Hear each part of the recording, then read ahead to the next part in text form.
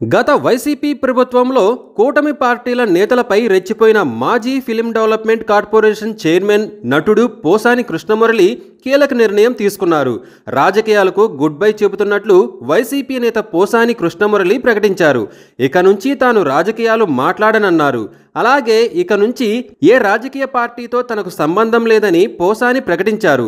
వైసీపీనే కాదు, ఇప్పటి వరకు ఏ పార్టీలో తనకు సభ్యత్వం లేదని కూడా ఆయన చెప్పేశారు. ఇక ఏ పార్టీని పొగడను, మాట్లాడను, విమర్శించనని తేల్చి చెప్పేశారు. రాజకీయాలకు దూరంగా ఉండాలన్న నిర్ణయంపై స్పందిస్తూ తనను ఎవరూ ఏమనలేదని, ఎవరి గురించి ఇక మాట్లాడనని పోసాని కృష్ణమురళి వెల్లడించారు. తన కుటుంబం, పిల్లల కోసం ప్రస్తుతం రాజకీయాలు వదిలేస్తున్నానని పోసాని కృష్ణమురళి చెప్పుకొచ్చారు. అయితే తాజాగా అందుతున్న సమాచారం ప్రకారం వైసీపీ పార్టీ అధినేత జగన్ తీరు వల్లే పోసాని రాజకీయాలకు గుడ్ బై చెప్పారని తెలుస్తుంది. జగన్ వైసీపీ కోసం సర్వం త్యాగం చేసినా దానికి గుర్తింపు లేదనే ఆవేదన పోసానిలో ఉందని సమాచారం. 2 రోజుల క్రితం వైఎస్ జగన్ మీడియాతో మాట్లాడుతూ దర్శకుడు రామ్ గోపాల్ వర్మ కేసు విషయమై ప్రస్తావించారు. కనీసం పోసాని విషయమై మాట మాత్రమైనా అనలేదు.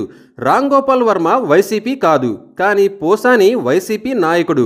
పార్టీ కోసం ఆయన ఎందాకైనా అన్నట్లు ప్రత్యర్థులపై ఘాటు విమర్శలు చేశారు. తిట్టాడు, తిట్టించుకున్నాడు. అలాంటిది తన గురించి జగన్ పట్టించుకోకపోవడాన్ని పోసాని అవమానంగా భావించినట్లు సమాచారం. కుటుంబ సభ్యుల నుంచి కూడా పోసానిపై ఒత్తిడి వచ్చిందని చెబుతున్నారు.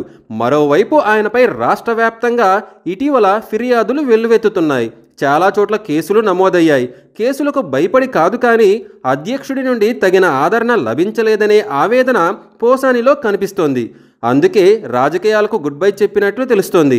జగన్ ఇప్పటికైనా పార్టీలో కష్టపడిన వారిని గుర్తించాలని ఆ పార్టీ నాయకులు కోరుకుంటున్నారు.